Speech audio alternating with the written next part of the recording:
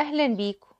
الفيديو النهاردة هنعمل فيه مع بعض السمك المقلي زي ما احنا متعودين بطريقة جديدة، وكمان هنعمل معاه رز الصيادية اللي الكل بيحبه مع السمك وما بيختلفش عليه اتنين. لو عجبكم الفيديو ما تنسوش الاشتراك في القناة وكمان اللايك والشير، ويلا بينا عشان نشوف وصفتنا مع بعض. هبتدي الاول بتتبيلة السمك. معايا ملح، فلفل، كركم، توم باودر، شطة ودي اختياري، كمون. واللي هيربط التوابل ديت مع بعض حاجة بس بسيطة من الزيت، ونقلب التوابل كلها مع بعض. انا هنا مش هستخدم توم فريش او توم صحيح، انا بس هكتفي بالتوابل ديت اللي هتبل بيها السمك. معايا السمك غسلاه ومنضفاه حلوة قوي، وعامله كمان فيه فتحات في اللحم علشان احط فيه التوابل، وبعصر عليه ليمون عشان يشيل اي زفارة، وكمان بيطعم اللحم بتاعه وبيخليه طري. كمان بعصر من جوه علشان لو في اي حاجة موجودة. كده خلاص بقت السمكة جاهزة. هبتدي ان انا اتبلها واحط في الفتحات اللي عملتها التوابل بالشكل ده، وبغطيها حلوة قوي من جميع الجهات بالتوابل اللي احنا عملناها، وكمان ما ننساش من جوه نملاها حلوة قوي بالطريقة ديت. كل اللحم مكان متغطي بالتوابل بيديله طعم حلو قوي، وبسيبها في التتبيلة ديت اقل حاجة ربع ساعة.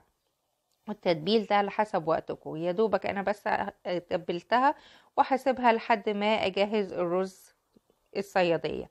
معايا زيت على النار،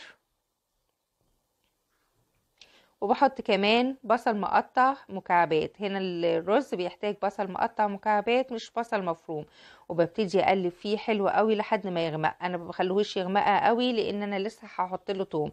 اول ما يوصل للدرجة ديت ما يكونش لسه اغماء خالص، بحط معايا معلقة من التوم، وعلى بال التوم ما يبتدي ان هو يطلع ريحته ويتشوح معانا هيكون البصل خلاص وصل للدرجة اللي احنا عاوزينها. بعد كده بحط حاجة بسيطة بس من الصلصة علشان تدينا لون حلو للرز بتاعنا، وبتبل بملح. كمية الملح ديت حسب الرز بتاعكم، وفلفل، كمون ونتوصى بالكمون، وتوابل سمك، وحاجة بس بسيطة من القرفة بتقلب طعم الرز حاجة تانية خالص. وابتدي ان انا اقلب كل التوابل مع البصل بالشكل ده، واحط المية. احط مية سخنة، وكمان ما بحطش المعيار المية بتاعي كله، انا بحط جزء بس لحد ما اشوف كمية الرز قد ايه ومحتاجة مية قد ايه، وبسيبها على النار لحد ما تغلي بالشكل ده. اول ما بتغلي بحط الرز وبيكون مغسول ومتصفي. انا مش بنقع الرز بتاعه علشان بس مش محتاج، لان هو مجرد ما بيبتدي ان هو يستوي مع المية السخنة او ان هو يغلي مع المية السخنة خلاص بيستوي بسرعة.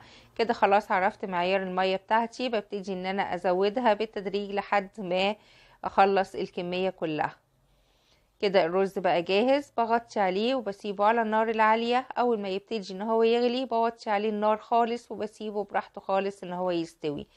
وادي كده السمكة هبتدي ان انا اقليها. انا بقليها من غير هنا دقيق خالص، وده كان الجديد بالنسبة لي ان انا اجربها ان انا اعملها من غير دقيق بالشكل ده.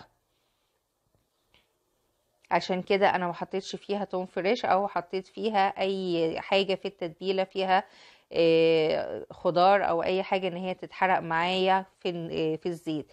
ببتدي مجرد ان هي ما تحمر من الجنب ده ببتدي ان انا اقلبها وبقلب فيها لحد ما تستوي من جميع الجهات بالشكل ده. كده هو انا سهيت عليها معلش فيها، بس يعني حاولوا ان انتوا تخلوها افتح من كده شوية.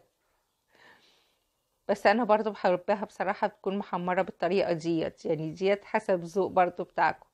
واجي الرز كمان استوى وبقى تمام، وصل الدرجة اللي انا عاوزاها، خلاص بطفي عليها النار.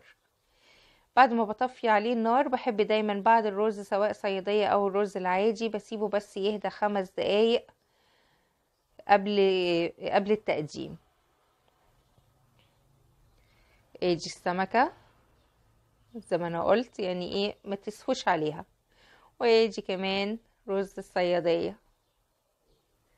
حاجة كده بسيطة من البقدونس. كمان السمك بيعشق حاجة اسمها ليمون. هو السمك في كل أحواله عشق، سواء بقى بليمون أو من غير الليمون، مقلي، مشوي، صينية، ده يعني عشق لوحده. يجي كده شكل لحم السمك من جوه، برغم ان هي من غير دقيق بس كانت فكرتها حلوة وكان طعمها برضو حلو. يجي لحمها مستوي وابيض حلو. ويجي كمان رز الصيادية، ريحة القرفة بجد بتقلبه 180 درجة، بتديله ريحة وطعم تاني خالص. بما ان السمك ما بيتاكلش الا بالايد وما بيحلاش الا بالتفصيص بالشكل ده كده، فانا قلت اوريكم حتة كده برضو، حاجة بصراحة وهم. اتمنى ان الفيديو يكون عجبكم والطريقة تكون جديدة بالنسبة لكم، ولو عجبكم الفيديو ما تنسونيش في اللايك والشير، وهستنى تعليقاتكم الجميلة، واتمنى ان انتوا تجربوا الطريقة ديت وتقولوا لي رأيكم في التعليقات. وشكرا ليكم وشكرا للمشاهدة، في انتظار تعليقاتكم الجميلة اللي بتسعدني، واشوفكم في فيديو جديد واقول لكم سلام.